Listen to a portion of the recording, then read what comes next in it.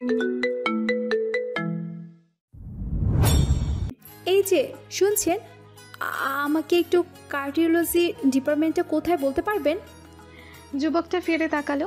Surgical মাস্কের আড়ালে ঢাকা, আর মুখটা দেখেই অবাক হলো রাকা। বিস্ময়ে তাকিয়ে বলল, সাদাব সাহেব, আপনি? জি, আমি। কিন্তু আপনি এখানে অসুস্থ নাকি? ডাক্তার দেখিয়েছেন? ভদ্রতা করে প্রশ্ন করে সাদাফ। রাকা প্রত্যুত্তর করল, না, আমার কিছু হয়নি। অ্যাকচুয়ালি আমার এক ফ্রেন্ডের বাবা হার্ট অ্যাটাক করেছে, তাকেই দেখতে এসেছি কার্ডিওলজিতে। ও, এখন কি অবস্থা? আসলে আমি এখনও দেখতে যেতে পারিনি। মানে কার্ডিওলজি বিভাগটা কোথায় সেটা খুঁজে পাচ্ছি না। আপনি কি একটু বলতে পারবেন? কিছুটা ইতস্তত করে বলল রাকা। সাদাফ এক মুহূর্ত ভাবল, তারপর হাত দেখিয়ে কার্ডিওলজি ডিপার্টমেন্টে যাওয়ার রাস্তাটা দেখিয়ে দিল ওকে। কিন্তু কিছুই বুঝতে পারল না রাকা। এর আগে যাদেরকেও জিজ্ঞাসা করছিল সবাই এরকম করেই বলেছে, আর ফলাফল ও মাঝপথে এসে হারিয়ে গেছে। তাই কিছুটা জড়তা নিয়েই বলল, মানে আসলে আমি ঠিক বুঝতে পারছি না। আপনি কি একটু কষ্ট করে আমার সাথে যাবেন? মানে এর আগে যাদের বললাম ওরাও রাস্তা চিনিয়েছে, কিন্তু আমি খুঁজে পাইনি। তাই যদি একটু... ঠিক আছে, চলুন। বলেই ওকে সাথে করে নিয়ে যায় সাদাফ। একটু দূর হাঁটতেই খুঁজে পায় কাঙ্ক্ষিত সেই জায়গাটা। ডিপার্টমেন্টের সামনে এসে সাদাফ বলল, এই যে এসেছে। আপনি পেশেন্টের কেবিন নাম্বার জানেন তো? একটু কষ্ট করে খুঁজে নিন। আমার একটা ক্লাস আছে, তাই সমস্যা হবে না তো? সাদাফের ক্লাস আছে শুনে ওকে আর ডিস্টার্ব করতে ইচ্ছে করলো না ডাকার। মাথা হেলিয়ে বলল, ধন্যবাদ আপনাকে, আমি এইটুকু যেতে পারবো, সমস্যা নেই। ঠিক আছে, আসছি আমি। ভালো থাকবেন। বলেই মুচকি হেসে চলে গেল সাদাফ। রাকা তারপরও কিছুক্ষণ দাঁড়িয়ে থাকলো অকারণ। ভাবলো, এই সাদাফ নামের ছেলেটা ওকে বেশ কয়েকবার সাহায্য করেছে, প্রায়ই ঝামেলায় পড়ে হেল্প পেয়েছে তার কাছে। সত্যিই ছেলেটা ভালো ভেবেই নিজের অজান্তেই মুচকি হাসি ফুটে উঠল ওর ঠোঁটের কোণে। ধীর পায়ে হাঁটা শুরু করলো কেবিনের উদ্দেশ্যে। টিয়া, তুই কাঁদছিস কেন? বলবি আমাকে? এমন ভ্যা ভ্যা করে কান্না করার মানে আছে? এটা হসপিটাল, এখানে দাঁড়িয়ে এমন করে কাঁদছিস কেন? টিয়া কাঁদছে। তোফায়েল সাহেবের কেবিনের সামনে দাঁড়িয়ে নত মুখে কাঁদছে। পাশে দাঁড়িয়ে আছে রাকা আর মাহি। সান্ত্বনা বাণীর সার্থক প্রয়োগ ঘটাচ্ছে তারা, কিন্তু টিয়া থামছে না, তার সুরে ফুপিয়েই যাচ্ছে। আমার আগেই সন্দেহ হয়েছিল। আমি কইছিলাম না এই পোলা ভালো না। আজকালকার যুগে যে বেড়ার চেহারা সুরত ভালো, ওর যে গার্লফ্রেন্ড নাই, এই কথা তুই আমার বিশ্বাস করবার কস? আমি আগেই বলছিলাম। দেখলি রাকা, আমার কথা ঠিক হইল কিনা? মাহির কথা শুনে বিরক্ত চোখে তাকালো রাকা। মেয়েটা যে কি না, চারপাশে এত মানুষ, ক্রমাগত হসপিটালের নার্স ডাক্তাররা ছোটাছুটি করছে, আর ও এখানে দাঁড়িয়ে নিজের মতো করে কী সব উল্টাপাল্টা বকে যাচ্ছে। চাপার আগে হিসিস করে উঠল রাকাম। মাহি, তুই কি চুপ করবি? কেন আমি চুপ করবো কেন? আমি কি ভুল বলছি নাকি মিথ্যে বলছি? তুই আমার চুপ করবার কস কেন? রাগে ফুঁসে ওঠে মাহি। রাকা দাঁত কটমট করে তাকালো ওর দিকে, বর্ষার মতন কঠিন দৃষ্টি। মাছ ধরার সময় বর্ষা যেভাবে ছোড়া হয় সেই দৃষ্টি আর কি। বলল, ঠিক আছে, চুপ করিস না, আরও জোরে চিল্লা। ওই যে তোর ওই ডক্টর ক্রাশটা আছে না, উনি তো এদিকেই আসছেন, আসুক। তোর এই খ্যাতমার্কা ভাষা ওনাকেও একটু শোনা, শুনিয়ে ওনাকে ধন্য কর। বলেই বিরক্তিতে অন্যদিকে মুখ ঘুরিয়ে নিল রাকা। বর্তমানে মাহির সাথে কথা বলতে ওর বিরক্ত লাগছে, আর টিয়ার কান্নাটাও অসহ্য লাগছে। মেয়েটা যে এমন করে ভ্যাঁ ভ্যাঁ করে কাঁদতে পারে সেটা আগে তো জানতো না ওরা। কাঁদার উপরে যদি নোবেল প্রাইজ দেওয়া হতো তাহলে তো সেই নোবেলটা টিয়াকে দেওয়া হতো। রাকা আশ্চর্য হয়ে যায়। রাকার বলা ক্রাশ ডক্টর কথাটা কর্ণগহ্বরে প্রবেশ করতে চমকে উঠল মাহি। তৎক্ষণাৎ মুখ বন্ধ করে ফিরে তাকালো রাকার দেখালো দিকে। ওরা দাঁড়িয়েছিল কার্ডিওলজি ডিপার্টমেন্টের করিডরে, টিয়ার বাবার কেবিনের সামনে। দেখতে পেল ওদের ঠিক উল্টো পাশ দিয়ে আসছেন একজন ডক্টর। পরনে সাদা অ্যাপ্রন, গলায় ঝুলছে স্টেথোস্কোপ। আজ বিকেলে এই তরুণ ডক্টরকে দেখে ক্রাশ খেয়েছে মাহি, তাই তার সামনে নিজের খারাপ রূপটা দেখাতে চাইল না সে। চুপ করে দাঁড়িয়ে রইল। রাত 2:30 বাজে। গভীর ঘুমে আচ্ছন্ন হয়ে আছে ফাহাদ। হঠাৎই তুমুল আওয়াজ নিয়ে বেজে উঠল তার সেলফোনটা। ঘুমন্ত ফাহাদ বিরক্ত হলো, হাত বাড়িয়ে বালিশের নিচে থাকা ফোনটার ভলিউম বাটনে চাপ দিয়ে আবারও মগ্ন হলো ঘুমে। থাকুক ওটা সাইলেন্ট হয়ে, রাত দুপুরে অহেতুক বিরক্ত ভালো লাগে না। নিশ্চয়ই মোবাইল অপারেটর থেকে কল এসেছে। কল রিসিভ করলেই অত্যন্ত সুরেলা কণ্ঠে বলবে, আমার ভিনদেশি তারা, এমন সুন্দর সুন্দর গান শুনতে ডায়াল করুন 121 বা এই জাতীয় কিছু। ঘুমের মধ্যে এমন যন্ত্রণা কেই বা পোহাতে চায়?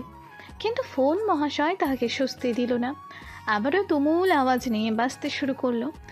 এবার বিরক্তির সাথে রাগও হলো ফাহাদ।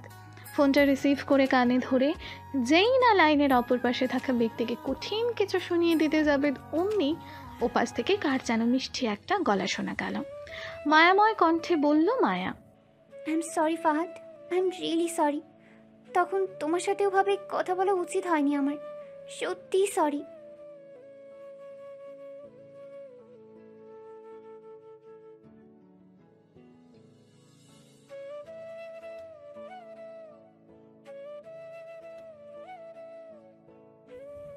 ফাহাদ অবাক হয়ে বলল, এত রাতে তুমি আমাকে সরি বলার জন্য কল দিয়েছ? আমি জানি ফাহাদ, তুমি রেগে আছো বলেই এমন করে বলছো, কিন্তু বিশ্বাস করো আমি তখন ইচ্ছে করে এমন রুড বিহেভ করিনি। তুমি তো জানো আমি তোমাকে কত ভালোবাসি, কিন্তু কিন্তু মাঝে মাঝে কী যে হয়ে যায় আমার, আমি নিজেই বুঝতে পারি না। প্লিজ ফাহাদ, মন খারাপ করে থেকো না। আই সোয়ার আর এমন হবে না, প্লিজ। মায়াকে কেমন যেন উত্তেজিত মনে হলো, যেন এই মুহূর্তে সরি বলাটা তার জন্য সবচেয়ে গুরুত্বপূর্ণ। ফাহাদ যে অবাক হলো কথাটা বলেছে, ব্যাপারটা সে বোঝেনি, ভেবে নিয়েছে সেটা ওর ঢাকের কথা, তাই যেন আরও বেশি উত্তেজিত হয়ে উঠল সে। ফাহাদ বিস্মিত হলো, বলার চেষ্টা করলো, আমি তোমার উপর রেগে কেন থাকবো মায়া? তুমি কি রেগে থাকার মতো কিছু করেছ? কিছুই তো করোনি, তবে খামোখা বলছো কেন? মায়া চমক খেলো। ফাহাদ কি তবে বেশি রেগে আছে? রাগ ভাঙানোর জন্য মাঝরাতে কল দিল, তাতেও কিচ্ছু হচ্ছে না। এতক্ষণে তো ফাহাদের রাগ গলে পানি হয়ে যাওয়ার কথা। সে এত চিন্তা ভাবনা করে এই রাত দুপুরে কল করে সরি বলতে চাইলো, আর ফাহাদ পাত্তা দিচ্ছে না? নাকি ইমোশন আসছে না ওর? কণ্ঠটাকে আরও বেশি নরম আর মন খারাপে জর্জরিত করে বলল, তুমি তাহলে সত্যিই খুব বেশি রেগে আছো জান? আমি কিন্তু সত্যিই বলছি, আই এম সরি, মন থেকে সরি। দেখো তখন অমন করে বলেছি, বলার পর থেকেই আমার মনটা কেমন খচখচ করছে, কিছুতেই শান্তি পাচ্ছি না। ভেবেছিলাম পরে কল দেব, কিন্তু দেখো তোমাকে সরি না বলা পর্যন্ত আমার চোখে ঘুম ধরাই দিল না।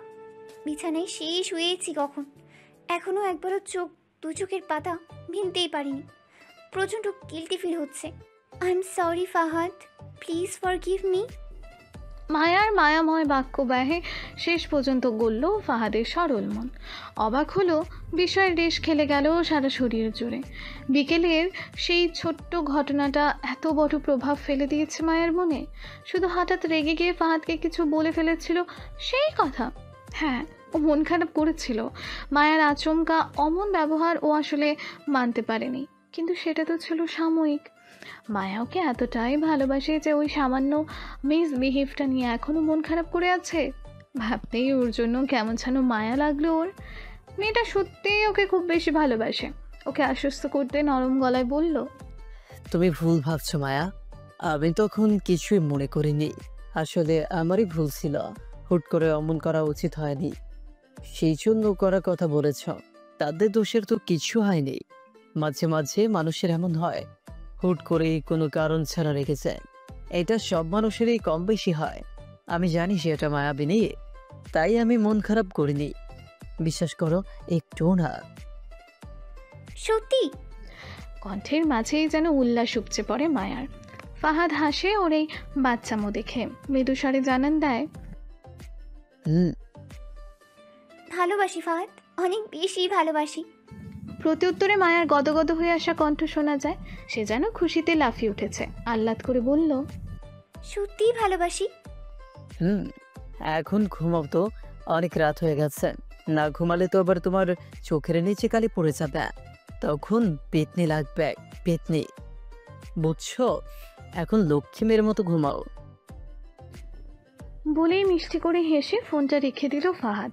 স্ক্রিনের দিকে তাকিয়ে মায়ার মুখে ফুটে উঠল অদ্ভুত এক বাঁকা হাসি। সে হাসিতে সৌন্দর্য প্রকাশ পেল না, শব্দও হলো না, শুধু ঠোঁটের কোণটা বেঁকে গেল একটু। না ঘুমালে তোমার চোখের নিচে কালি পড়ে, তাই না কি আপু? তা প্রতিদিনই যে রাত জাগিয়ে ওই কখনো তো কালি পড়ছে না, তা তো দেখছি না। ভাই কি জানে সে কথা?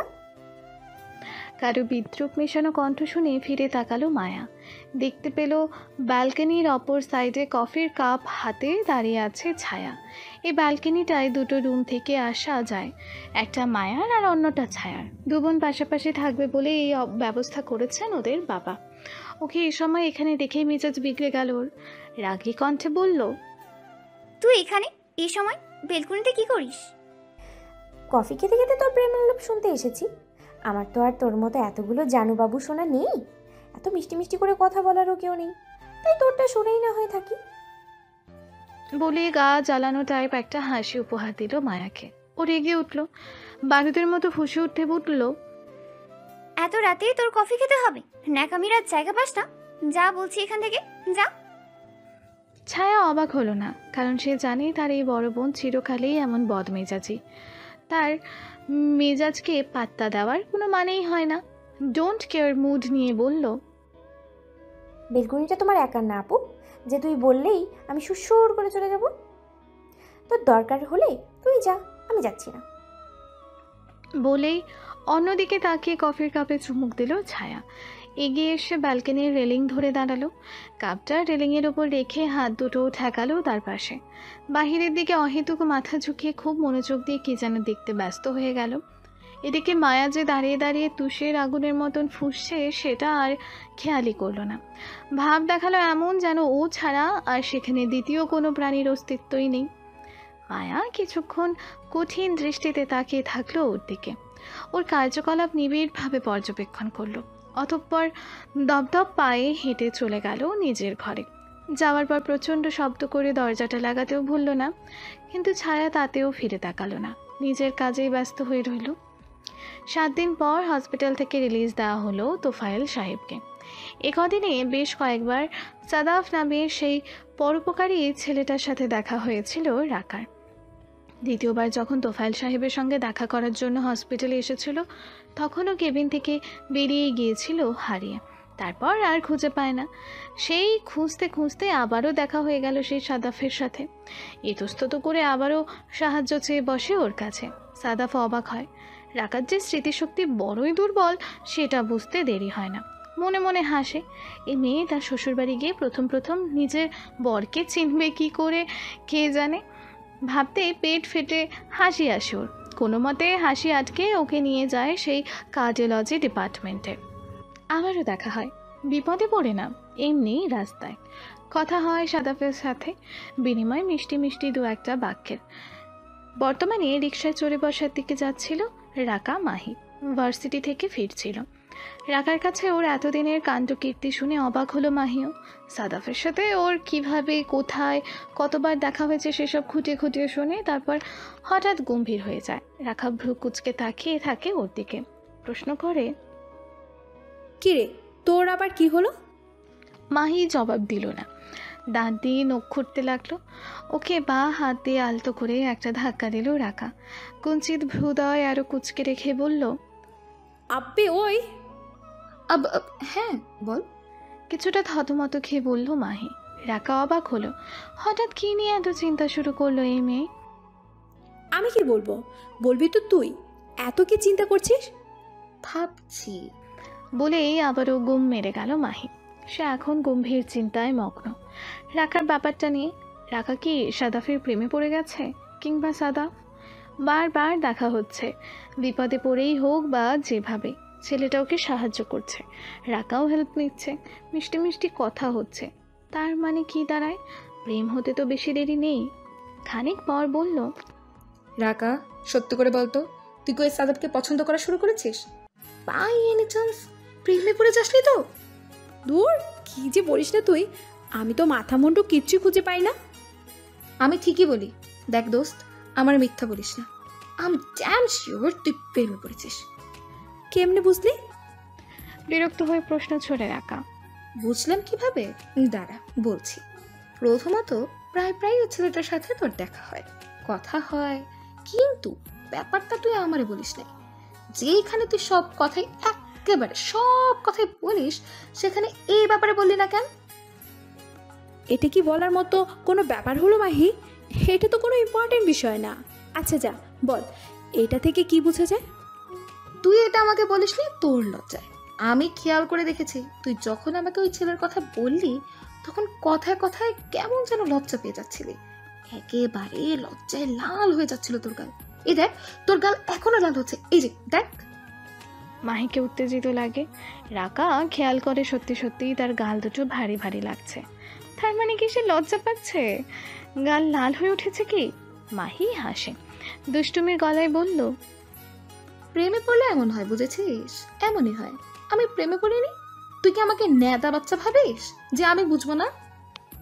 কথা শুনে আরো বেশি লজ্জায় পড়ে যায় রাকা।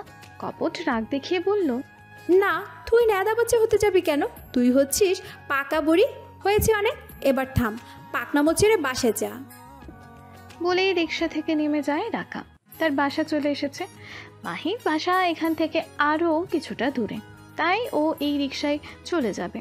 রিক্সায় থাকা মাহিকে উদ্দেশ্য করে বলল, থাক গেলাম। মাহি হাত নাড়িয়ে টাটা দেখালো। রাকাও প্রতি উত্তরে হাত নাড়িয়ে ঢুকে গেল বিল্ডিংয়ের ভেতর। মাহিকে নিয়ে রিক্সা এগিয়ে চলল। টিয়ার বেডরুমে বসে আছে 3 বান্ধবী, রাকা, মাহি আর টিয়া। উপলক্ষ হলো টিয়ার এঙ্গেজমেন্ট। আজই টিয়ার এঙ্গেজমেন্ট সেরে ফেলা হবে। হসপিটাল থেকে রিলিজ হয়ে বাড়ি আসার পরেই টিয়ার বিয়ের ভূত মাথায় চেপেছে তোফায়েল সাহেবের। যে বিয়ের জন্য ওনার এমন অপমান স্ট্রোক করে হসপিটাল অবধি টেনে নিয়ে গেল, সেই বিয়ে আটকে রাখার কোনো মানেই হয় না। অতি দ্রুততার সাথে নতুন একটা পাত্র খুঁজে বের করেছেন উনি। তবে এবারে আর কোনো ভুল করেননি। ছেলে দেখার আগে তার সম্পর্কে সমস্ত ডিটেইলস বের করেছেন। ফ্যামিলি ব্যাকগ্রাউন্ড, ছেলের পরিবারের সাথে এলাকার মানুষের মন্তব্য, একেবারে সব শুনেছেন। শুনে সিদ্ধান্ত নিয়েছেন এবার আর কোনো ধুমধাম হবে না, কোনো আয়োজন হবে না। জাস্ট ছেলে আসবে, দেখবে, পছন্দ হলে আংটি পরিয়ে রেখে যাবে, 2-1 দিন পর বিয়ে দিয়ে দেবেন। চাই কি, বরপক্ষ চাইলে আর ওনাদের পছন্দ হলে একেবারে বিয়েও পড়াতে পারেন। নো ঝুট ঝামেলা, অনলি বিয়ে অ্যান্ড মাইয়া বিদায়। ছেলের নাম অনন্ত, দেখতে শুনতে স্মার্ট অ্যান্ড হ্যান্ডসাম, ঢাবির প্রাক্তন স্টুডেন্ট। এখন একটা প্রাইভেট ভার্সিটিতে চাকরি করছে, 3 মাস হলো। চাকরিটা এখনও থিথু হয়নি ঠিকই, তবে সমস্যা নেই। পাত্রের বাবা নিজস্ব ব্যবসা আছে। ছেলেরা 2 ভাই, বড় ভাই আমেরিকা থাকে। ছেলে চাইলে ভবিষ্যতে আমেরিকা সেটেল হয়ে যেতে পারবে। সব দিক বিবেচনা করে ভালোই মনে হয়েছে তোফায়েল সাহেবের, তাই আজ এই আয়োজন। বরপক্ষ এসে গেছে, এখনও সাজানো হয়নি টিয়াকে। যদিও তোফায়েল সাহেব বলেছিলেন যে কোনো সাজগোজের প্রয়োজন নেই, কিন্তু তারপরও টিয়ার মায়ের ইচ্ছেতেই সাজতে বসেছে টিয়া। তাকে সাজিয়ে দেয় গুরু দায়িত্ব পালন করছে বিশিষ্ট সাজনী বুড়ি মাহি। হেল্পার হিসেবে কাজ করছে রাকা। ব্যাস, এই তো হয়ে গিয়েছে সাজ। টিয়া, তোকে যে কি সুন্দর লাগছে না, পাত্র দেখলে তোর টাসকি খেয়ে যাবে রে। সাজ শেষ করে উচ্ছ্বাস প্রকাশ করে মাহি। রাকাও ওকে আপাদমস্তক দেখে নিয়ে সাই দিয়ে বলল, ঠিক বলেছিস, যা জোস লাগছে না। কথা শুনে মনে মনে খুশি হলো টিয়া, কিন্তু বেচারি চোখে দেখতে পাচ্ছে না, কারণ চশমা পরা নেই। তাই সেটা খুঁজতে খুঁজতে বলল, এই আমার চশমাটা কই রে, একটু খুঁজে দে না। চশমা দিয়ে কি করবি? এমনই আয়নায় দেখতে পাচ্ছিস না, এমনি দেখ। বাদ সাথে মাহি।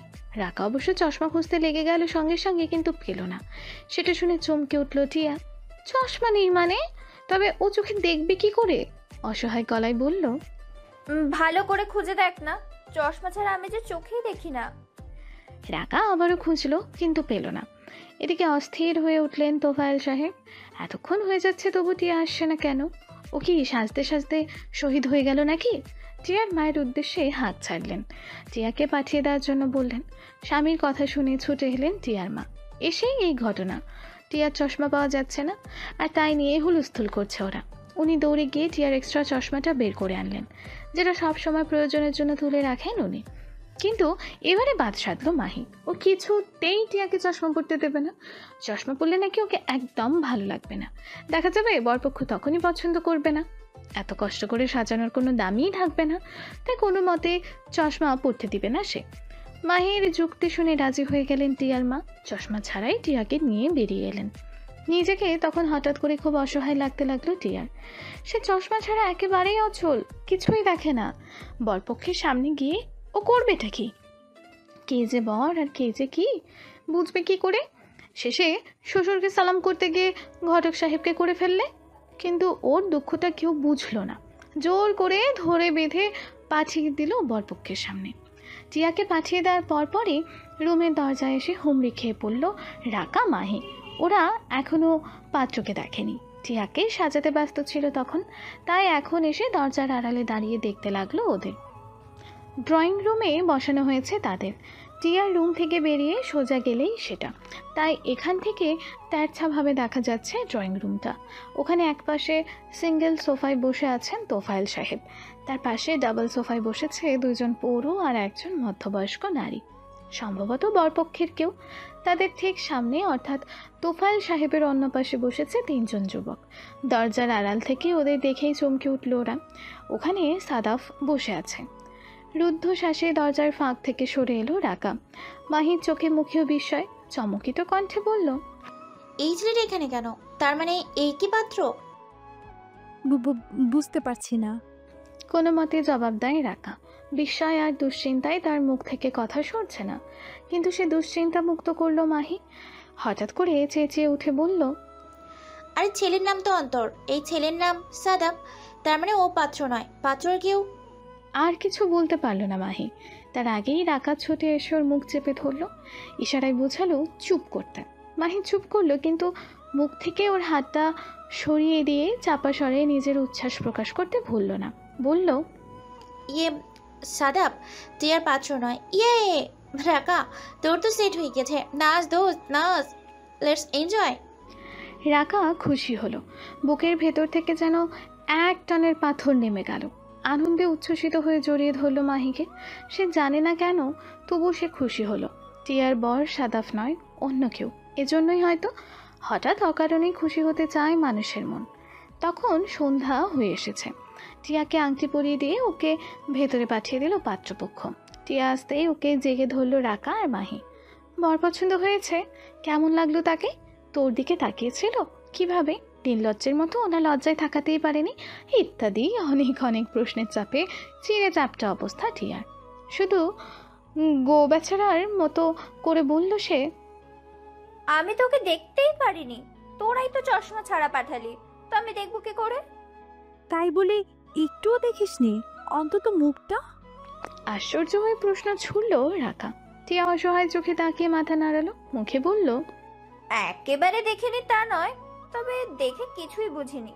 তিনজন ছেলে বসেছিল, তিনজনের চেহারাই একরকম লাগছিল। আবছা আবছা মুখোপবেশ, সাদা সাদা দাঁত, সব এইরকমই। এর মধ্যে যে কে কোনটা কি করে বুঝবো? আমি আগেই বলেছিলাম এই মাইয়ার কপালে দুঃখ আছে, মহা দুঃখ আছে। এই মাইয়া বিয়ের পর কি করবে আল্লাহ জানে। টিয়ার কথার প্রতি উত্তরে কপাল চাপড়ে উঠল মাহি। টিয়ার ভবিষ্যৎ চিন্তা করে তার মাথা ঘুরছে। চশমা ছাড়া তো এই মেয়ে কিছুই দেখে না। ড্রয়িং রুমে তিনটা ছেলে বসেছিল, তিনজনই আলাদা আলাদা রকম সুন্দর, আর এই হাদা মেয়ে বলে কিনা তিনটাই এক। উফ, বহুত কষ্টে ওকে বুঝিয়ে দিয়ে বলল কোনটা ছিল ওর হবু বর, আর সাদাফ কেউ যে দেখলো সেটাও বলল। এই যে মিস, একটু শুনবেন? ডাক শুনে ফিরে তাকালো মাহি, দেখলো সাদাফ দাঁড়িয়ে আছে। অবাক হলো মনে মনে, রাকাকে না ডেকে ওকে কেন ডাকছে? ওহো, রাকা যে এখানে আছে সেটা বোধহয় জানি না সাদাফ। ভুল বুঝতে পারলো মাহি। ওকে দেখে একটু অবাকই হলো যেন সাদাফ, হয়তো ওকে ডাকার বান্ধবী হিসেবে চিনে ফেলেছে। তবুও নিজেকে সামলে নিয়ে বলল, ইয়ে মানে আপনি টিয়া ভাবির কে হন? বোন? না, আমি ওর বান্ধবী। কেন বলুন তো? ইয়ে, আসলে টিয়া ভাবির নাম্বারটা একটু দিতে পারবেন? মানে বুঝিনি তো, অনন্ত একটু। বুঝেছি, দাঁড়ান দিচ্ছি, ফোনটা আনছি। বলে ওকে দাঁড়াতে ইশারা করে রুমের ভেতরে ঢুকে গেল মাহি। ভেতরে রাকা টিয়া গল্পে মগ্ন, আর চোখে ওদের দিকে তাকিয়ে মুচকি হাসলো মাহি। মনে তার শয়তানি বুদ্ধি গিচগিচ করছে। ফোন হাতে বেরিয়ে এসে নাম্বারটা দিয়ে দিল সাদাফকে। অনন্তরা চলে যাওয়ার পরপরই টিয়াদের বাসা থেকে বেরিয়ে আসলো লাকা আর মাহি। রাত হয়ে এসেছে, কিন্তু কোনো রিকশাই পাওয়া গেল না। কিছুক্ষণ দাঁড়িয়ে থাকার পর সিদ্ধান্ত নিল হেঁটে চলে যাবে। যেহেতু দুজন আছে তাই হাঁটতে কোনো সমস্যাও হলো না। রাতের আকাশে আজ কোনো তারা নেই, এক ফালি চাঁদও তাও মেঘের আড়ালে লুকিয়ে আছে। ল্যাম্পপোস্টের আলো ছাড়া আর কোনো আলো নেই। কোথা থেকে যেন একটা ঝিঁঝি পোকা একটানা বিরামহীনভাবে ডেকে যাচ্ছে। রাস্তার এক পাশ দিয়ে হাঁটছে ওরা। কিছুক্ষণ অতিবাহিত হওয়ার পর মাহি খুব মৃদু স্বরে ডাকলো, এই রাকা। বল। ছোট্ট করেই জবাব দেয় রাখা। জনমানব শূন্য সেই রাস্তায় নিজের কণ্ঠেরই প্রতিধ্বনি শুনতে পেল। মাহি আগের মতো ক্ষীণ কণ্ঠস্বরে বলল, আমি না একটা কাজ করেছি। কাজ না অকাজ? তীক্ষ্ণ দৃষ্টিতে তাকালো রাকা। মাহির কথার ধরনই বলে দিচ্ছে ও কোনো একটা অকাজ করে এসেছে। প্রত্যুত্তরে মাহি মাথা নিচু করে ফেলল, ধীর গলায় বলল, ইয়া মানে টিয়ার ওই দেবতা আছে না, ওই যে তোর তোর ওই সাদা, ওই ছেলে সন্ধ্যার দিকে আমার কাছে এসে টিয়ার নাম্বার চেয়েছে। দিয়েছিস? আমি না তোর নাম্বার দিয়েছি। মানে দেখ, অন্তর ভাইয়ের সাথে টিয়ার বিয়ে হয়েছে তাই না, সেই হিসেবে আমরা তো ওনার শালিকা হলাম, তাই আর কি মজা করে তোর নাম্বারটা দিয়েছি। একবার ভাব, দুলাভাই যখন লজ্জা লজ্জা ভাব করে টিয়া মনে করে তোকে কল দিয়ে তখন কি হবে। আমি তো ভাবতে হাসিতে ফেটে পড়ছি। উফ, কি যে মজাটা হবে না। শেষের কথাগুলো খুব বেশি উৎফুল্লতার সাথে বলে উঠল মাহি। এক মুহূর্তের জন্য থমকে গেল রাকা। মানে কি এসবের? টিয়ার নাম্বার না দিয়ে রাকার নাম্বার? এরকম হ্যারাসমেন্টের মানে হয় কোনো? আর তাছাড়া অনন্ত ছেলেটার সাথে কি ওদের খুব সখ্যতা গড়ে ওঠেনি এখনো? তাহলে মাহি সবসময় এমন একটা করে প্যাচ লাগিয়ে দেয় না, উফ, বিরক্ত হয়ে বলল, আহা, দিয়েছি তো কি হয়েছে, তুই যা আমিও তাই, দুজনেরই তো দুলাভাই হয় তাই না। শোন, পরে যখন তোর কাছে টিয়ার নাম্বার চাইবে তখন কিন্তু সহজেই দিয়ে দিবি না, ঠিক আছে? আগে কিছুক্ষণ পেঁচাবি, ট্রিট চাইবি, বুঝলি? আমাদের দুলাভাই কথা, একটু টাকা খসালে হয় নাকি? বলেই দাঁত বের করে হাসতে শুরু করলো মাহি। রাকা কঠিন চোখে তাকায়, পাল্টা যুক্তি দেখানোর চেষ্টা করে, কিন্তু লাভ হয় না। যা হবার তা হয়ে গেছে, এখন অত ভেবে কি লাভ? শেষ পর্যন্ত মাহির কথার বিপরীতে কোনো যুক্তি ওর খাটে না। কথার লড়াইয়ে বিজয়ী হয় মাহি। অগত্যা মনটা খারাপ হয়ে গেল রাকার। পাত্রী দেখে আসার পর অনন্তদের বাড়িতেই থেকে গেল ফাহাদ আর সাদাফ। বন্ধুর বিয়ের পাত্রী দেখা হয়েছে, বিয়ে ঠিকঠাক এখন বন্ধুকে একটু না জ্বালালে হয়। নতুন বউ নিয়ে টিপস দিবে, বিবাহিত জীবন সম্পর্কে ভয় দেখাবে, আরও কত গুরুত্বপূর্ণ কাজ আছে না। বর্তমানে অনন্তের রুমে বসে আছে 3 জন। শিফাতেরও আসার কথা, কিছুক্ষণের মধ্যেই হয়তো এসে যাবে। ও বেচারা গার্লফ্রেন্ডের সাথেই ডেটিংয়ে গিয়ে আর ওদের সাথে যেতে পারেনি। যাই হোক, এখন চলছে ছোটোখাটো আলাপন। সিফাত এসে পৌঁছালেই শুরু হবে বিয়ে নিয়ে বন্ধুদের চূড়ান্ত ফাইজলামি আর জ্বালাতন। সাদাফ বলল, দোস্ত, মেয়ে পছন্দ হয়েছে তো? অনন্ত ছেলেটা স্বভাবের দিক দিয়ে একটু চাপা আর লাজুক। ওদের 4 বন্ধুর মধ্যে ওই সবচেয়ে কম কথা বলে। ও ওর স্বভাবসুলভ লাজুকতায় ঘিরে কোনো কথা বলতে পারল না, শুধু চুপ করে মাথা নামিয়ে ফেলল। সাদাফ হাসলো, বলল, তার মানে তো পছন্দ হয়েছে। কিরে, লজ্জা পাচ্ছিস নাকি? এই এই মুক্তন, দেখি তোর চেহারা খানা। ওরে বাবা, লজ্জায় তো দেখি শেষ। বলেই জোর করে ওর মুখটা টেনে তুলল সাদাফ। অনন্ত বেচারা সত্যি সত্যি খুব বেশি লজ্জা পাচ্ছে। খোঁচা খোঁচা দাড়ির আড়ালে ওর ফর্সা গাল দুটো কেমন লাল লাল লাগছে। সর্বনাশ, এই ছেলে না মেয়ে, এত লজ্জা পাচ্ছে কেন? ফাহাদ সোফায় বসেছিল, উঠে এসে ওর পাশে বিছানায় বসতে বসতে বলল, ভাই রে ভাই, তুই যে লজ্জা পাচ্ছিস তাতে তো মনে হয় না তোর দ্বারা কিছু হবে। তুই পুরুষ মানুষ, বিয়ে করবি, তুই কিসের লজ্জা পাস? তুই কি মেয়ে যে লজ্জায় লাল হয়ে যাচ্ছিস? আজব, এমন করলে তো বিড়াল মারা অসম্ভব। আর ফার্স্ট নাইটে যদি কিছু না করতে পারো মাম্মা, সারা জীবনও তখন কিচ্ছু হবে না। তবে সারা জিন্দেগি তোর এই বউয়ের কথা উঠবি আর বসবি, উঠবি আর বসবি। লাইফের স্বাধীনতা তখনই পুষ্করণীর পানিতে গিয়ে ডুব খাবে, বুঝছিস? ফাহাদের কথা সায় দিয়ে উঠল সাদাফও। ওদের কথা শুনে এবার ভয় পেয়ে যায় অনন্ত। কোনো মতে ঢোক গিলে বলে, তোরা একটু চুপ করবি দোস্ত, এমন করে ভয় দেখাচ্ছিস কেন? আমরা ভয় দেখাচ্ছি? বিস্ময় মিশ্রিত কণ্ঠে বলে উঠল ফাহাদ, যেন তার উপরে বিনা দোষে মস্ত বড় এক অপরাধের দায় চাপানো হয়েছে। নিজের সাফাই গাওয়ার জন্য বলল, তোর এটা মনে হচ্ছে যে আমরা তোকে ভয় দেখাচ্ছি? আরে ভাই, আমরা তো তোর ভালোর জন্যই এত সব ইনফরমেশন কালেক্ট করেছে। জানিসই তো, এখনো বিয়া শাদী করি নাই, অত অভিজ্ঞতাও নাই। তারপরেও তোর যেন প্রবলেম না হয় সেই জন্য তোরে সাবধান করছি। আর তুই, ছি বন্ধু, ছি, ভালোর এই দাম দিলা তুমি? অনেকটা ইমোশনাল হয়ে পড়ার অ্যাক্টিং শুরু করে ফাহাদ। বুকের ওপর হাত রেখে বোঝানোর চেষ্টা করে এর চেয়ে বড় দুঃখ পৃথিবীতে নেই। ওর দুঃখ দেখে সাদাফও দুঃখী দুঃখী গলায় বলল, আসলে আজকাল ভালো মানুষের দামই নাই, এর জন্যই কারো ভালো করা যায় না দোস্ত, ভালো করা যায় না। বলেই ফাহাদের কাঁধের ওপর হাত রেখে সান্ত্বনা দেয় সাদাফ। এদের কাজ কারবার প্রত্যক্ষ করে অনন্ত যেন বোকা বনে যায়। আহাম্মকের মতো করে বলল, তোরা এমন শুরু করলি কেন? আমি তোদের কি এমন বললাম যে তোদের কাছে মনে হচ্ছে আমি তোদের অপমান করলাম, দাম দিলাম না? আশ্চর্য, তোরা এমন ন্যাকামো করছিস কেন? ওরা দুজনেই অবাক দৃষ্টিতে তাকালো। প্রেমিকার ছোড়া গুলি বুকে এসে বিঁধলে প্রেমিক যেমন নয়নে তাকায় তেমন দৃষ্টি এখন। অনন্ত মাথা নামালো। এইসব ড্রামাবাজদের সাথে চলাই মুশকিল। কিছুক্ষণ পর নিজেই বলল, মেয়েটা দেখতে অনেক সুন্দর, আমার পছন্দ হয়েছে, কিন্তু শুনলাম মেয়ে নাকি চশমা পরে। গ্লাসের পাওয়ার বোধ হয় একটু বেশি, চশমা ছাড়া চলতে নাকি সমস্যা হয়। কই, সামনে যখন আসলো তখন তেমন মনে হলো না, তখন তো চশমা ছিল না, তাই না রে ফাহাদ? হ্যাঁ, চশমা ছাড়াই তো এসে বসলো, মনে তো হলো না চোখে প্রবলেম আছে। এতক্ষণ সিরিয়াস লাগলো ওদের। অনন্ত একবার কি যেন ভাবলো, তারপর বলল, সেইটা ঠিক, কিন্তু মেয়ের বাবা নিজেই আব্বুকে বলেছে প্লাস পাওয়ারের চশমা ইউজ করে। তুই ঠিকঠাক করে বলতো দেখি, টিয়া নামের মেয়েটা কি তোর পছন্দ হয়েছে কিনা? পছন্দ না হলে আংটি পরানোর সময় বললি না কেন? ফাহাদের কথায় দ্বিধায় পড়ে যায় অনন্ত। টিয়া নামের মেয়েটাকে তার পছন্দ হয়েছে, খুবই পছন্দ হয়েছে, কিন্তু সমস্যা একটাই, মেয়ের চোখে সমস্যা। আর মেয়ের ব্যবহার যে কেমন কে জানে। দ্বিধাগ্রস্ত কণ্ঠে বলল, না মানে বুঝতে পারছি না। শোন, আমার মনে হয় তুই মেয়েটার সাথে এখনো কোনো কথা বলিস নি দেখি এমন লাগছে। মেয়েটার সম্পর্কে ভাবতেই তোর ইতস্তত লাগছে, কিন্তু আগে কথা বলে দেখ, পরিচয় হয়ে গেলে আর এমন লাগবে না, তখন দেখা যাবে মাখো প্রেম হয়ে গেছে।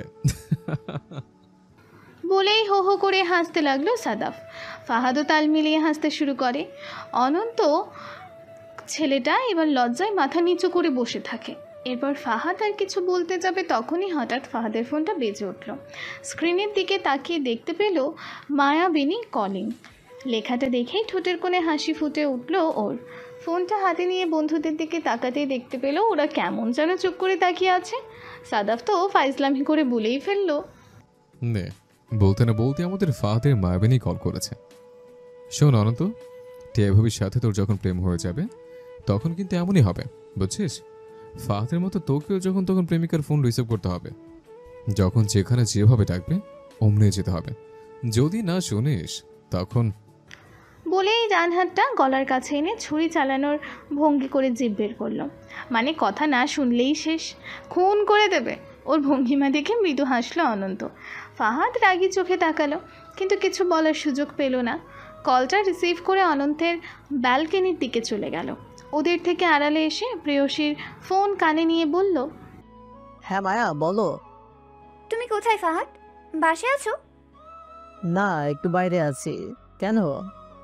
ফাহাদের উত্তর শুনে বোধহয় খুশি হলো মায়া। অনেকটা বায়না ধরা সুরে বলল, তুমি আমার বাসার সামনে আসো তো, তোমাকে দেখবো, তাড়াতাড়ি আসো। তোমার বাসার সামনে? এখন কিভাবে আসবো? রাত হয়ে গেছে না? মায়ার আবদার শুনে অবাক হলো ফাহাদ। বোঝানোর চেষ্টা করলো, কিন্তু মায়া নাছোড়বান্ধা বলল, রাত হয়ে গেছে তো কি হয়েছে? আমি ডাকলে তুমি আসতে পারবে না? জান, প্লিজ আসো না, তোমাকে খুব দেখতে ইচ্ছা করছে আমার, প্লিজ আসো। মায়া, বোঝার চেষ্টা করো, এখন অনেক রাত হয়ে গেছে। আর এত রাতে তোমাদের বাসার সামনে আমি কিভাবে আসবো? যদি কেউ দেখে ফেলে? শোনো, আমি ভিডিও কল দিচ্ছি, তখন দেখো, কিন্তু প্লিজ বাসার সামনে যেতে বলো না, এটা সম্ভব না। কেন সম্ভব না ফাহাদ? তুমি আমায় ভালোবাসো না? যদি ভালোবাসো তবে আসতে কেন পারবে না? আর কেউ দেখবে না, দেখলেও কিচ্ছু হবে না। তুমি আসো তো, প্লিজ আসো। বাচ্চামুখ করো না মায়াবিনী, তুমি বাচ্চা নও, যথেষ্ট ম্যাচিওর হয়ে এমন কথা তোমার মুখে মানায় না। আমি এখন আসতে পারবো না। তুমি তাহলে আসবে না? সেটা এখন সম্ভব হচ্ছে না। তাহলে তোমার সাথে আমি আর কথাই বলবো না। এইটা তোমার আবেগের কথা, আমি খুব ভালো করে জানি আমার সাথে কথা না বলে তুমি থাকতেই পারবে না, আমিও না। শোনো, তুমি ঘুমানোর আগে ভিডিও কল দিও, কথা হবে। এখন রাখছি, বাই। বলেই ওকে আর কিছু বলার সুযোগ না দিয়ে কলটা কেটে দিল ফাহাদ। হঠাৎ করেই মাথার উপর খুব বিরক্ত লাগছে। মেয়েটা সময়ে অসময়ে কারণে অকারণে এমন উটকো বায়না ধরে, রাত বিরাতে ঘুম থেকে জেগে উঠে বলে দেখতে ইচ্ছা করছে। বলি, এটা কি মগের মূল্য যে যখন যা বলবে তাই হবে? প্রেম মানেই যন্ত্রণা, কেন যে মানুষ প্রেম করে। ফাহাদ ফোন কেটে দেওয়ার পরপরই হতভম্ব হয়ে গেল মায়া। স্ক্রিনের দিকে বিস্ফোরিত দৃষ্টিতে তাকিয়ে রইল। ফাহাদ তার কথা শুনল না, তার আবদার রাখলো না। কেন? ভাবতেই হঠাৎ করেই ওর প্রতি একটা কঠিন রাগ সৃষ্টি হলো মস্তিষ্কে। ইচ্ছে হলো ফাহাদের গলা চেপে ধরতে। ছেলেটার এত বড় সাহস হলো কী করে? মায়ার ক্ষোভের অনলে ঘি ঢালার কাজটা করলো ছায়া। টিটকিরি মেরে বলল, কিরে, তোর পাগল প্রেমিক আসতে রাজি হলো না? আগেই বলেছিলাম হবে না, দেখলি তো। বলেই গা জ্বালানো টাইপ হাসি উপহার দিল ওকে। মায়া অগ্নি দৃষ্টিতে তাকালো, এমনই কঠিন সেই দৃষ্টি যে দেখলে মনে হবে ওই চোখ দিয়েই কাউকে ভস্ম করে দেওয়ার ক্ষমতা রাখে সে। দাঁতে দাঁত চেপে ধরে বলল, তুই এখন এখান থেকে যা ছায়া, চলে যা। কথাটাকে পাত্তা দিল না ছায়া, ঠোঁটটা বাঁকিয়ে হাসার চেষ্টা করলো, বলল, সবসময় নিজের দিকে ভাবলে হয় না, বুঝেছিস? কখনো কখনো অন্যের দিকটাও ভাবতে হয়। তুই অলওয়েজ ফাহাদ ভাইয়ের উপরে পোদ্দারি ফালাস, যা বলিস তাই করতে বাধ্য করিস, কিন্তু এটা ঠিক না। সবসময় এমন করলে দেখবি ফাহাদ ভাই এক সময় আর তোকে পাত্তা দিচ্ছে না, তোর উপরে বিরক্ত হচ্ছে, তখন ডেকে ডেকে মরলেও আসবে না। কেন আসবে না? ওকে আসতেই হবে, ও আসবেই, কারণ ও আমাকে ভালোবাসে।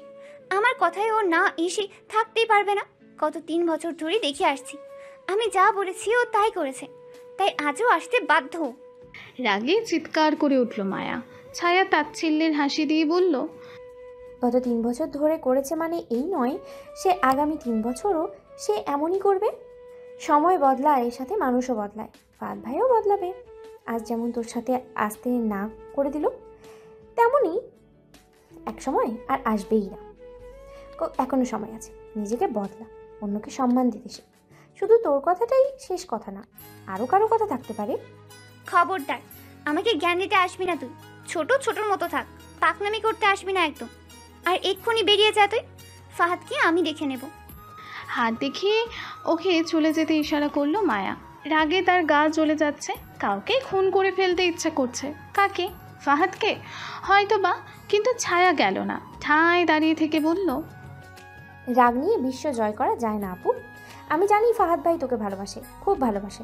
তোর এই 8-10টা বয়ফ্রেন্ডের মতো ও নয়, তাই বলছি এমন ভালোবাসা হেলাই হারাস না, সময় থাকতে শুধরে যা। তোকে যেতে বলেছি আমি, যা এখান থেকে। হাতের কাছে একটা ফ্লাওয়ার ভাস পেয়ে ছুঁড়ে মারে সেটা। দেয়ালের গায়ে বাড়ি খেয়ে ঝনঝন করে মেঝেতে পড়ে যায়। ভেতরের ফুলগুলো ছিটকে এলোমেলো হয়ে যায়। ছায়া ভীরু চোখে বোনের দিকে তাকায়। তার ফর্সা মুখ বিবর্ণ হয়ে গিয়েছে, কেমন ফ্যাকাশে দেখাচ্ছে। শুধু চোখ দুটোকেই উজ্জ্বল লাগছে, রাগে জলজল করতে থাকা 2 চোখ। বুঝতে পারে আর বেশিক্ষণ এখানে থাকা নিরাপদ নয় ওর জন্য। ছুটে বেরিয়ে যায় ঘর থেকে। ও বেরিয়ে যেতেই আরও একটা শোপিস তুলে দেয়ালে ছুঁড়ে দেয় মায়া। আগের মতো ধাতব নয়, এটা ক্রিস্টালের তৈরি। বাড়ি খেয়ে মুহূর্তেই চূর্ণ বিচূর্ণ হয়ে ছড়িয়ে পড়ে মেঝেতে। ওর রাগ কমছে না, বরং বেড়েই চলেছে। নিজেকে শান্ত রাখার চেষ্টা করে মায়া, সম্ভব হয় না। রাগে নিজের চুল নিজেই ছিঁড়তে শুরু করে। অস্থির অশান্তি লাগে, কিছুই সহ্য হচ্ছে না। অদ্ভুত যন্ত্রণায় নিঃশেষ হয়ে যায় মায়া। ফোনে কথা বলা শেষ করে ব্যালকনি থেকে রুমে প্রবেশ করলো ফাহাদ।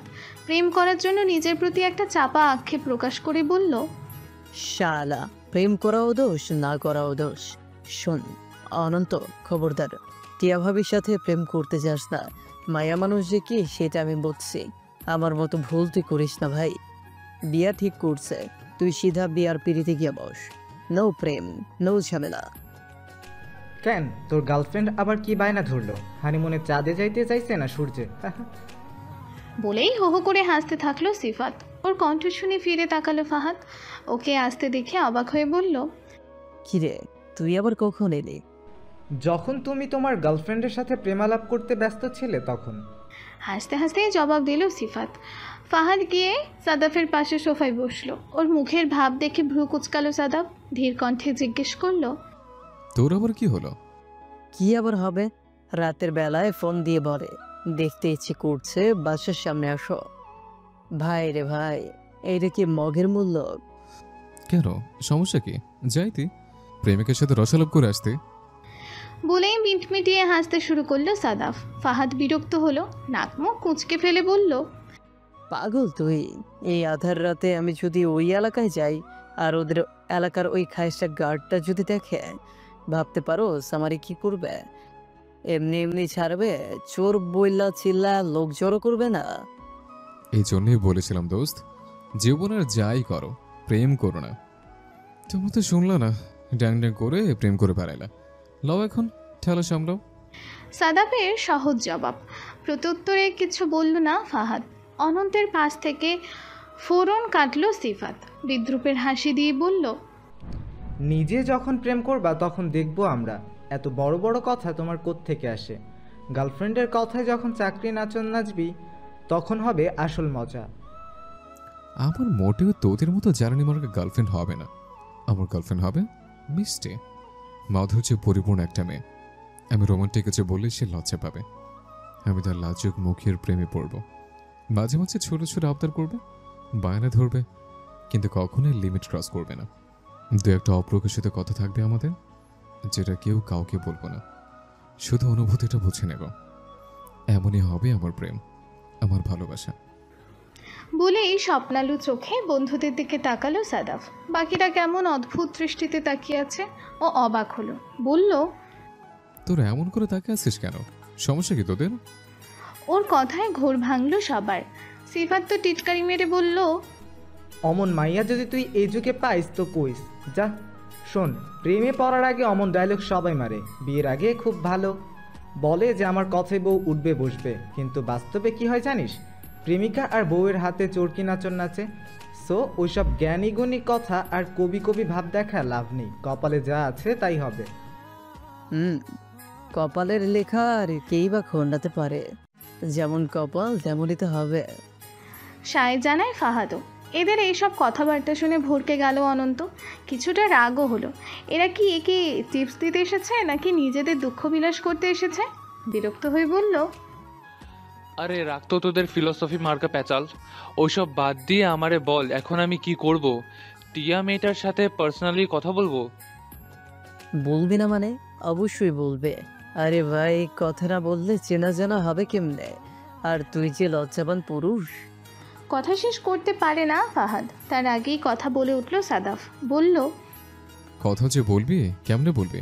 নাম্বার আনছিস ভাবি, নাকি তোর হবু শ্বশুরের কাছে কল দিয়ে নাম্বার উদ্ধার করবে? তাও তো একটা কথা। এই অনন্ত, নাম্বার নিছিস তোর বউয়ের?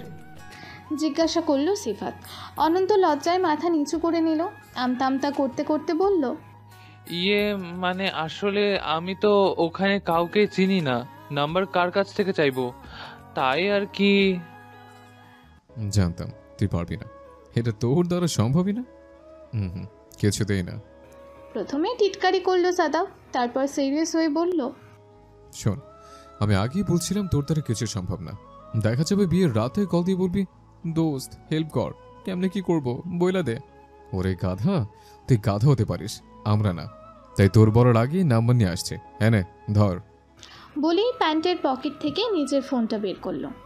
টিয়ার বলে চালিয়ে দেয়া রাখার সেই নাম্বারটা কন্ট্যাক্ট থেকে বের করে বাড়িয়ে দেয় অনন্তের দিকে। অনন্ত হাত বাড়িয়ে ফোনটা নেয়। ওপাশ থেকে সিফাত উপদেশ দিল, নে, এবার কল দিয়া উদ্ধার কর। অনন্ত অসহায় চোখে তাকালো। বোঝাই যাচ্ছে সে এই মুহূর্তে টিয়া নামের মেয়েটির সাথে কথা বলতে অনিচ্ছুক।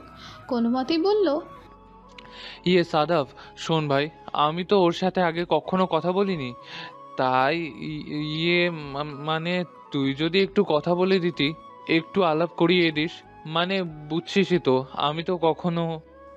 হইছে, আর বড় লাগবে না, বুঝছি আমি। রাগে বিরক্তিতে নিজের হাত তুলে ওকে থামতে ইশারা করলো সাদাফ। অনন্তের এই ধরনের কথা শুনে বিরক্ত হলো বাকিরাও।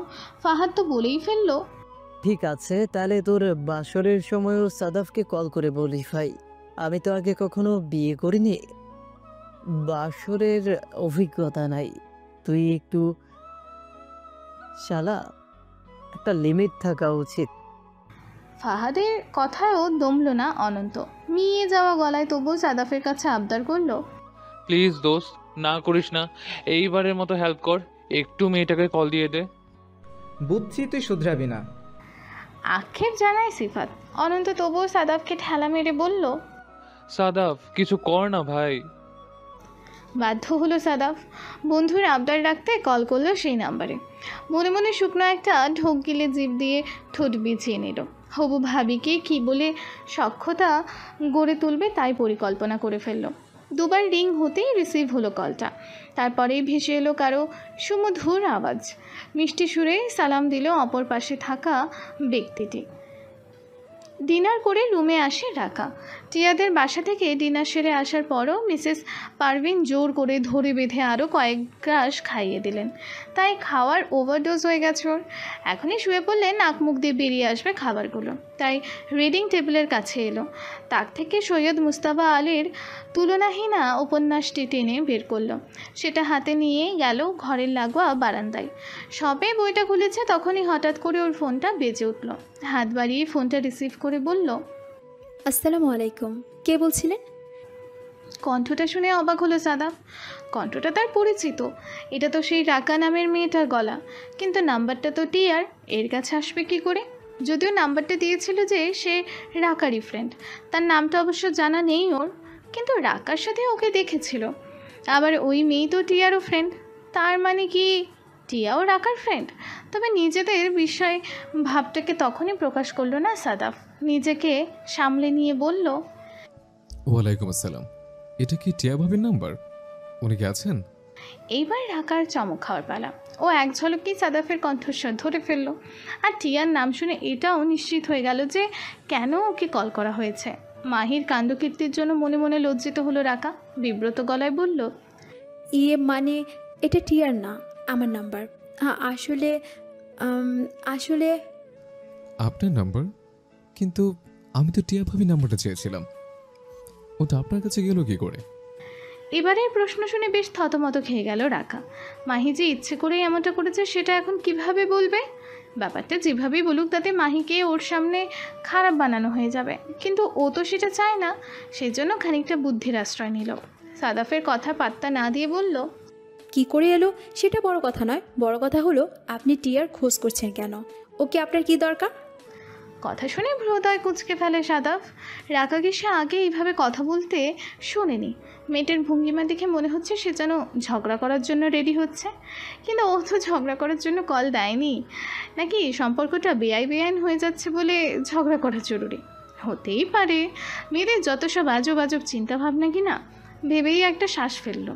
তারপর বলল, অনন্ত আমার ফ্রেন্ড, সে সূত্রে মিস টিয়ার সম্পর্কে আমার ভাবি হবেন।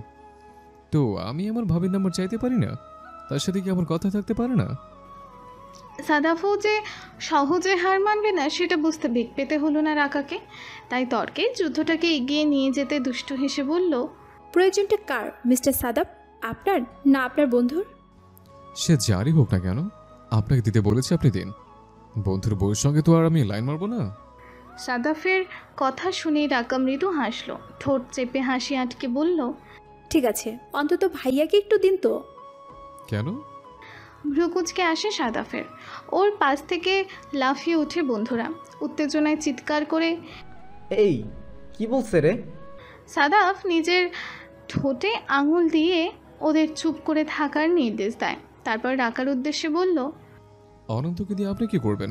যা বলার আমাকে বলুন। আমি ওনাকে যা করতে বলবো আপনি কি সেটা করতে পারবেন? বন্ধুর হয়ে জরিমানা দিতে পারবেন? কিসের জরিমানা? কুঞ্চিত ভ্রুদার ভাঁজ আরও বেশি দৃশ্যমান হলো। রাকা দুষ্টু হাসল, ঠোঁটের কোণে বাঁকা হাসির ছোঁয়া মিশে রেখে বলল, টিয়ার সাথে পার্সোনালি কথা না বলে বিয়ে ফিক্সড করার জরিমানা। আপনার বন্ধু ভারী বোকা। মেয়ে দেখতে আসলে কি আংটি পরিয়ে রাখতে হয়? কিছুদিন দেখা সাক্ষাৎ প্রেম প্রীতি করতে হয় না? সেই জরিমানা। শুনুন, আপনার বন্ধুকে বলুন তার বউ বর্তমানে তার উপর মহা ক্ষেপে আছে। তার সাথে কথা না বলে এঙ্গেজমেন্ট করে ফেলাটা সে পছন্দ করেনি। সো এবার তাকে বলুন তার বউয়ের মন জয় করতে। কিভাবে মন জয় করবে? আপনি তো নাম্বারটাই দিচ্ছেন না। আহা, এত তাড়াহুড়ো করলে কি হয়? শুনুন, অন্তত ভাইয়ার বউয়ের দুজন বান্ধবী আছে, মানে তার শালিকা। তাকে বলুন তাদেরকে যেন ট্রিট দিয়ে দেয়। যদি তিনি ট্রিট দিয়ে দেন, শালিকাদের মন খুশি করে দেন, তাহলে তার বউয়ের মন জয় করার দায়িত্ব তাদের। টিয়াকে তখন আমরাই ম্যানেজ করে দিব। রাকার মতলব শুনে অবাক হলো সাদাফ। মেয়েটা তো আচ্ছা ধরিবাজ, সামান্য একটা নাম্বার দিতে গিয়ে এমন কথা বলে, ট্রিট চায়। ফোন কানে রেখে বন্ধুদের দিকে তাকিয়ে দেখলো ওদের চোখে মুখে প্রশ্ন, ওরা সব গিজগিজ করছে। ও ফোনটা আড়াল করে ওদের ব্যাপারটা বলল। ফাহাদা সিফাত তো কিছুতেই কাউকে ট্রিট দিতে রাজি না। ওদের মতে বিয়ের আগেই যদি এত অত্যাচার, তবে বিয়ের পর কি হবে? তারা কিছুতেই ট্রিট দেবে না। সেটা শুনেই সাদাফা রাকাকে বলল, কিন্তু রাকাও নাছর বান্দা, সে কিছুতেই ট্রিট ছাড়া টিয়ার নাম্বার দেবে না। চলছে তুমুল তর্ক বিতর্ক, কেউ ছাড়বে না। এদিকে এদের এমন কাজ কারবার দেখে ভরকে গেল অনন্ত। এই বেচারার সাথে যে এরা কী করবে আল্লাহ মাবুদ জানে। বন্ধুরা চায় বাঁচাতে, হবু বউ চায় বিপাকে ফেলতে। শেষ পর্যন্ত কি আর করবে, বলেই দিল কাল ট্রিটের জন্য রেস্টুরেন্টে আসতে। সাদাফরা কিছুতেই বিষয়টা মেনে নিল না, শুধু একটা নাম্বারের জন্য ট্রিট। কিন্তু অনন্ত মত বদলালো না। রাকারা যদি শখ করেই থাকে হুবুদুল্লা ভাইয়ের কাছে ট্রিট নেয়ার তো নিক, কিন্তু এত কথার পরও শেষ অবধি টিয়ার নাম্বারটা সাদাফকে দিল না রাখা। সাদাফ চাইতেই বলল, আচ্ছা ঠিক আছে, আপনাদের সব কথা মানলাম, এবার ভাবির নাম্বারটা দিন। কথা শুনে মুচকি হাসলো রাকা, দুষ্টু হেসে বলল, তা তো হচ্ছে না বিআই সাহেব। শুনুন, কাল তো দেখা হচ্ছে, টিয়ার নাম্বার দিয়ে এখন অনন্ত সাহেব কি করবেন বলুন? কাল পর্যন্ত অপেক্ষা করতে সবুরি মেয়া ফলে। কিন্তু কিন্তু সাদাফকে আর কিছু বলার সুযোগ না দিয়ে কলটা কেটে দিল রাকা। মনে মনে কি যেন ভেবে মুচকি হাসলো। হঠাৎ করে মাহির মতো করে কথা বলার কায়দা সে কীভাবে আয়ত্ত করে ফেললো সেটা ভাবতেই ওর অবাক লাগছে। তবে যাই হোক, আগামীকাল আবারও সাদাফ সাহেবের সঙ্গে তার দেখা হচ্ছে। আবারও দেখা, আবারও কথা, ভাবতেই কেমন একটা ভালো লাগা কাজ করছে ওর ভেতরে। আচ্ছা, মাহির কথাই কি তবে সত্যি হলো? ও কি তবে সত্যি সত্যি সাদাফ নামে সেই ছেলেটাকে ভালোবেসে ফেললো? ভাবতেই লজ্জায় গাল দুটো ভারী হয়ে এলো ওর। নিজের লজ্জাটাকে ঢাকতেই যেন উঠে গিয়ে ব্যালকনি থেকে রুমে প্রবেশ করলো। তারপর কল করলো মাহির নাম্বারে। দুবার রিং হতেই কলটা রিসিভ করলো মাহি। মাঝখাই গলায় বলল, ওই ভাইয়া, যখন তখন কল দাস কেন তুই? হ্যাঁ, সমস্যা কি তোর? তুই প্রেম করিস না বইলেই কি দুনিয়ায় আর কেউ প্রেম করে না? মাঝরাতে কল কেন দাস? আহা মাহি, সবসময় এমন করবি না তো, ভালো লাগে না। আর মাঝরাত কোথায় পেলি তুই? ঘড়িতে দেখ 10:30 বাজে। সে যতই বাজুক, কল দিচ্ছিস কেন? তুই জানিস না এ সময় আমি ওর সাথে কথা বলি? আমার প্রেমে বাগড়া না বাজলে তোর হয় না না? মাহি খেপে গিয়ে আরও অনেক কিছু বলতে লাগলো, যেসবের অধিকাংশই মাহির বানানো। রাকা মোটেই রাত দুপুরে মাহিকে কল করে বিরক্ত করে না। তারপরেও মাহির এই ঢং দেখে বিরক্ত হলো রাকা। আন্দাজে আন্দাজে কাউকে ঝাড়তে পারলে বোধহয় শান্তি পায় এই মেয়ে। বেশ কিছুক্ষণ ঝাড়ি ঝুড়ি দিয়ে অবশেষে আসল কথায় আসলো মাহি। বিরক্ত হয়ে বলল, আচ্ছা বল, কোন দুঃখে কল দিছিস? শোন, অনন্ত ভাই আছে না, টিয়ার হবু বর, উনি কল করেছিলেন। ঠিক উনি না, ওনার হয়ে সাদাব কল করেছিল। আমি ধরলাম, বলে টিয়ার নাম্বার দেন। তারপর তুই দিয়ে দিলি? আরে না, তোর টেকনিক ইউজ করলাম। সুন্দর করে বললাম টিয়ার বান্ধবীদের যদি ট্রিট দেন তাহলেই কেবল নাম্বার পাবেন। ওরা কি বললো? ট্রিট দিতে রাজি হয়ে গেল? এত সহজে কি আর রাজি হয়? কত কাঠখড় পোড়ালাম, কত কিছু বললাম, তারপর যাক, আমার সাথে থেকে থেকে বুদ্ধি কিছুটা হয়েছে, নয়তো তুই যে মানুষ না। আচ্ছা শোন, ট্রিট কি দিবা কবে? কালকে বিকালে ডেকেছে, আসবি না তুই? আসবো না মানে? আলবাত আসবো। তুই রেস্টুরেন্টের ঠিকানাটা আমার টেক্সট করে দে, আমি টাইম মতো চলে আসবো। Okay bye. বাই। অতঃপর ফোন রেখে দিয়ে বিছানায় শুয়ে পড়ল রাকা। ভালো লাগার আবেশে তার মন ছুঁয়ে গেছে, কেন সে জানে না। হয়তো এই খুশির কারণ সাদাফ। তার সাথে ফোনে কথা হলো, মিষ্টি মিষ্টি ঝগড়া হলো, আবার কালকে বিকেলে দেখাও হবে। ভাবতেই খুশি খুশি লাগছে ওর। রাকা পাশ ফিরে নিজের কাছের কোলপালিশটা টেনে নেয়, সেটাকে জড়িয়ে ধরে ভাবতে থাকে পুরনো কথা।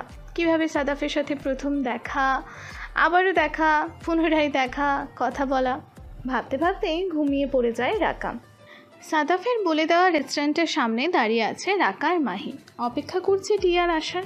আজকে ট্রিটের ব্যাপারে মোটামুটি কিছুই জানে না সে।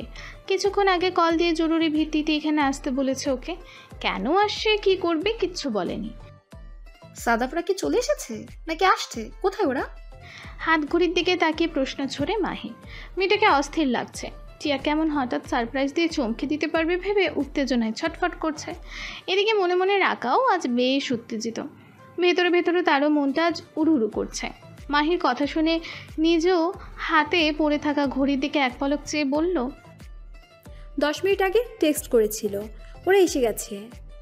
ও, এই টিয়াটা যে কেন আসছে না, মূর্খটার আসতে এত যে দেরি হয়। হয়েছে, আরেকজনের কথা ছাড়, নিজে যে করো তাড়াতাড়ি চলে আসিস, ভালোই জানা আছে আমার। মাহির কথায় ভেঙচে কাটল রাকা। মাহি প্রতিবাদ করে বলল, কি বললি তুই? আমি দেরি করে আসি? বলি আজ আমার দেরি হয়েছে, বল হয়েছে? রাকা বিরক্তিতে মুখ ঘোরালো। চোরের মায়ের বড় গলা। কথাটা মাহির বেলায় যে হারে হারে সত্যি সেটা তার অজানা নয়। বিরক্ত হয়ে বলল, আজও যে খুব তাড়াতাড়ি বেরিয়েছিস তা তো নয়, আজকেও আমি তোর বাসার সামনে 5 মিনিট দাঁড়িয়েছিলাম। রাকার যোগ্য জবাব শুনে আর কিছু বলতে পারল না মাহি। ফাটা বেলুনের মতন চুপসে গেল তার মুখ। তখনই হঠাৎ করে একটা রিকশা এসে থামলো ওদের সামনে। দেখা গেল পেঁয়াজি রঙের থ্রিপিস পরনে এক সুন্দরী রমণী নামছে সেখান থেকে। টিয়া রিকশা ভাড়া মিটিয়ে দিয়ে বান্ধবীদের দিকে ফিরল। রাকার চোখে মুখ কুচকানো, বোঝাই যাচ্ছে কোনো একটা বিষয় নিয়ে এসে বিরক্ত। টিয়া চোখ ফিরিয়ে মাহির দিকে তাকালো। মেয়েটার মুখের ভাব ঠিক বোধগম্য হলো না। কেমন যেন ওর চাহনি, না বিরক্ত আর না অবাক আর না খুশি। ওকে তাকাতে দেখেই রাকা সর্বপ্রথম মুখ খুলল। কিরে, আসতে এত দেরি করলি কেন? আর বলিস না, রিক্সা পেতে যে এত সময় লাগলো। সাফাই গাইল টিয়া। রাকা তাতে কিছু না বললেও শ্রাগ জানালো মাহি। বিরক্ত হয়ে বলল, তোমার সবসময় রিক্সা পেতে দেরি হয়। আমি সবসময় দেরি করি? অবাক হলো টিয়া। অতঃপর রেগে গিয়ে বলল, আর তুই কি হ্যাঁ, সকাল 7টার সময় আসতে বললে উনি আসেন বেলা 10টায়, তার আবার বড় বড় কথা। এদের কথাবার্তার ধরন দেখে রাকা বুঝে গেল যে তৃতীয় বিশ্বযুদ্ধ শুরু হতে আর বেশি দেরি নেই। এরা যে কি না, যখন তখন যেখানে সেখানে যেমন তেমন করে ঝগড়া শুরু করে দেয়। তাই মধ্যস্থতার জন্য প্রসঙ্গ বদলালো, ধমক দিয়ে বলল, এই থামবি তোরা, সব সময় শুধু ঝগড়া আর ঝগড়া। ধমক খেয়ে চুপ মেরে গেল দুজন। যে যার বিপরীত দিকে মুখ ফিরিয়ে থমথমে চাহনিতে তাকিয়ে থাকলো। রাকা দীর্ঘশ্বাস ফেলল। এরা শুধরাবে না। সাদাফদের কথা তুলে বলল, ওরা সেই কখন জানিয়ে দিয়েছে যে ওরা এসেছে, আর আমরা রেস্টুরেন্টের সামনে দাঁড়িয়ে থেকে ঝগড়া করছি। বলি আজ যদি লেট করে চাই তখন ওরা কি ভাববে? বলবে না ওরা সব লেট লতিফের দল? রাকার কথা শুনে অবাক হলো টিয়া। মূলত এই ব্যাপারে তাকে কিছুই জানানো হয়নি। ও বিস্ময়ে ভ্রুদয় কুঁচকে ফেলল। সেভাবে থেকেই বলল, ওরা এসেছে মানে? কারা এসেছে? কারা আবার? তোর হবু বরার বন্ধুরা? ভেঙচি কাটলো মাহি। হবুবর শব্দটা শুনে টিয়া যেন এক মুহূর্তের জন্য ভ্যাবাচাকা খেয়ে গেল। অবাক হয়ে বলল, কি? জি, আপনার বর সাহেব এসেছেন, চলে। অনেকটা ব্যঙ্গ করেই জবাব দিল মাহি। টিয়া বিস্ময় মিশ্রিত দৃষ্টিতে রাকার দিকে তাকালো। যেন সে মাহিকে বিশ্বাস করছে না। ব্যাপারটা বুঝতে পেরে মাহি বিরক্ত হলো, বলল, এই ব্যাপারে আমি কিন্তু কিছুই করিনি টিয়া। তোর বরের বন্ধু সাদাফ রাকাকে কল করেছিল, কল করে বলেছে তোর সাথে কথা বলবে, তোর হবু বর। কিন্তু এই রাকা দেওয়ানিগিরি করে বলেছে ট্রিট না দিলে নাকি তোর নাম্বার দেবে না। মাহির কথা শুনে যেন আহম্মক বনে গেল রাকা। এই মেয়েটা যে কি না, নিজেই তো ওকে এই বুদ্ধি দিয়েছিল, আবার নিজেই ফাঁসিয়ে দিচ্ছে। অবাক হয়ে বলল, হই মাইয়া ওই, আমি কি ইচ্ছে করে ট্রিট চাইছি? না তোর বুদ্ধি শুনে চাইছি? নিজে বুদ্ধি দিয়ে প্যাঁচ লাগাস, এখন দোষ দেশ আমার, আস্ত মিথ্যুক একটা। ট্রিট চাওয়ার বুদ্ধিটা যে মাহির চালাক চতুর মস্তিষ্ক থেকে বেরিয়েছে ব্যাপারটা অস্বীকার করলো না সে, মেনে নিল। কিন্তু তারপরও রাকার দোষ খুঁজে বের করে বলল, বারে আমি বললেই তোকে শুনতে হবে? তোর নিজের জ্ঞান বুদ্ধি নেই নাকি আমাকে তুই পীর হুজুর মানিস যে আমি যা বলবো তাই?